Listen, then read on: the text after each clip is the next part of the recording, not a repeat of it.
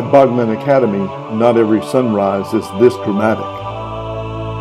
Changed lives are. At Bachman Academy, we teach the student first and then the subject. We adapt our instructional strategies to their unique needs. That means they don't just learn the subject content, they learn how to learn when they encounter something difficult.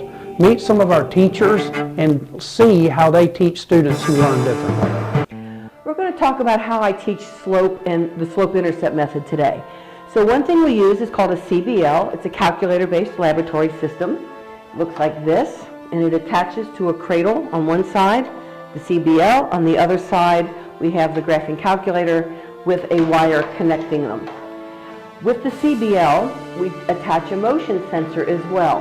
This is really basically a radar gun. With the radar gun, we can measure the speed of the cars.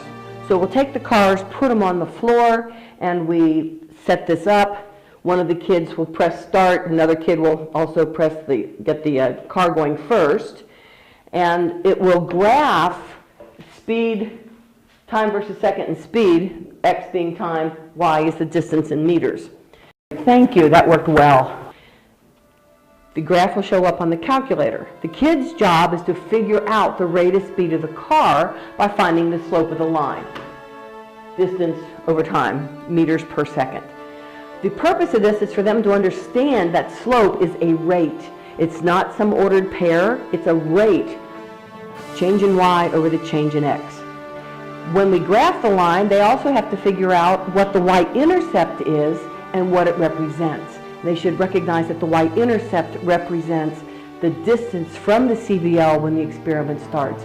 It gives them some context of what slope-intercept method means. I'm Margaret Sykes. I'm the educational interventionist at Bachman Academy, and we are very excited about the new programming that we are putting in this fall to help the students develop learning independence.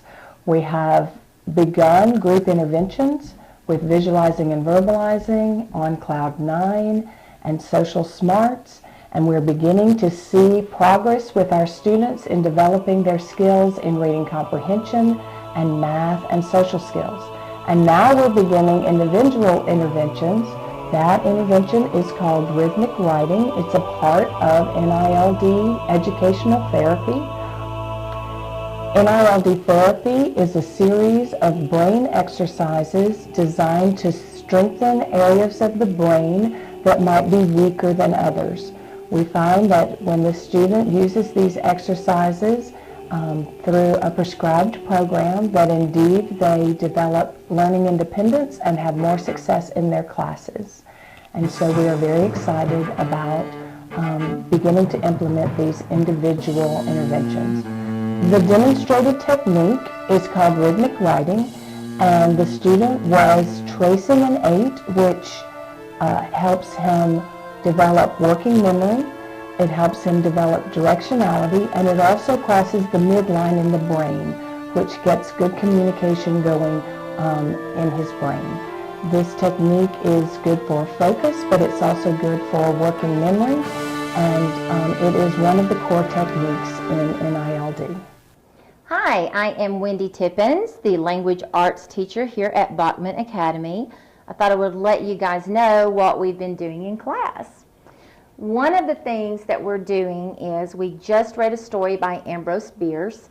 He is a 19th century writer, and the name of the story was An Occurrence at Owl Creek Bridge.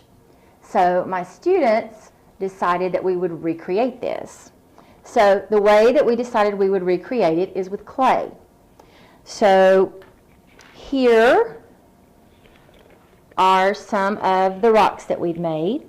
Now, just to give you a little background of the story, if you don't know it, it's about this guy that inadvertently helps out the Union in wartime. He thinks he's helping out the Confederates, but he's not. And he decides that he's going to destroy one of their bridges, and the penalty for that crime is hanging. So we are recreating the scene where he is on Owl Creek Bridge and they're about to hang him. So these would be the rocks. We've worked on creating the water. And this is our guy. This is the poor unfortunate soul he doesn't have any arms yet or a face, but he will. And what we'll do is once we get everything in place, we'll bake the clay and it will harden so that we don't have to worry about it, you know, falling apart or collapsing.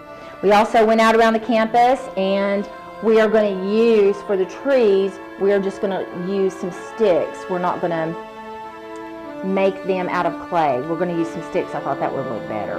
And then we'll do it in kind of like a little diorama type thing.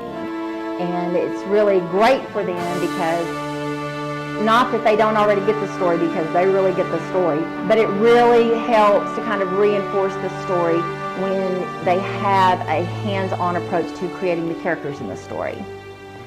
Hi, my name is Dana Darnell and I teach science here at Bachman Academy. There are a lot of special things about this school. One of the things that I love here is that we can take the time to pace lessons according to the students' needs.